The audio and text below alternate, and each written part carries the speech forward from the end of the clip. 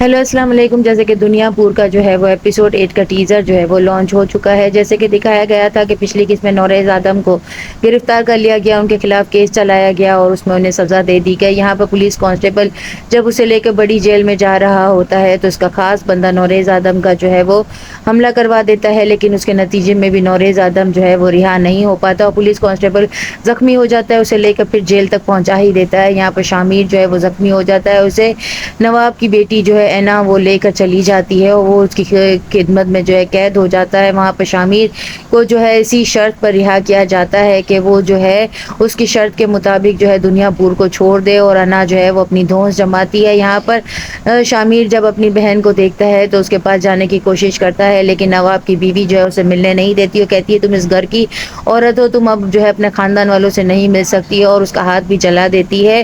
نواب جب اپنی بیگم کے ہاتھ پہ زخم دیکھتا ہے تو کہتا ہے کہ تم میری ملکیت ہو, میری بیویوں کو کوئی ہاتھ نہیں لگا سکتا, تمہارے ہاتھ پر یہ زخم کس نے دیا ہے. یہاں پر شامیر جب انا کے سامنے بیٹھا ہوتا ہے تو اسے کہتا ہے میں نہتا ہوں, تم چاہو تو مجھے مار بھی سکتی ہو, لیکن وہ اسے مارتی نہیں ہے, اسے چھوڑ دیتی ہے. انا جو ہے وہ اپنے تاجروں سے جو ہے وہ اجرت جو ہے بہت زیادہ لے رہی ہوتی ہے اور سب اس سے بہت زیادہ خوش ہوتے ہیں. یہاں پر اس کا خاص غلام جو ہے وہ اس کی خدمت میں حاضر ہوتا ہے اور کہتا ہے کہ کسائی سے جو ہے میں نے تمہارے ملنے کا بندوبست کرا لیا ہے. اور یہاں پر نواب جو ہے وہ اپنے بیٹے شامیر کو جو ہے کسائی سے ملنے کے لیے بھیج رہا ہے, تو وہ کہتی ہے کہ مجھے بھی اس کے پاس لے کر چلو, میں اس سے بات کرنا چاہتی ہوں. جب وہ اس کی خدمت میں حاضر ہوتی ہے تو اس سے کہتی ہے کہ تم میری خدمت میں کیوں حاضر نہیں ہوئے, جبکہ میں اس دنیا پور کی جو ہے اس وقت کی جو ہے وہ مالکن ہوں, میری حکومت چل رہی ہے. جس پر وہ کہتا ہے تمہارے بھائیوں کو گھسیٹ کر آج تک میں نے کتے کی طرح اپنے سامنے لے کر آیا ہوں, تمہاری حکومت کیسے چل سکتی ہے. لیکن نیکسٹ ایپیسوڈ میں دکھایا جائے گا کہ کسائی کو گھسیٹتے ہوئے اس کے بندے انا بی بی کی خدمت میں لے کر آئیں گے, جس پر وہ کہے گی کہ تم نے اس دن کہا تھا نا کہ تمہارے بھائیوں کو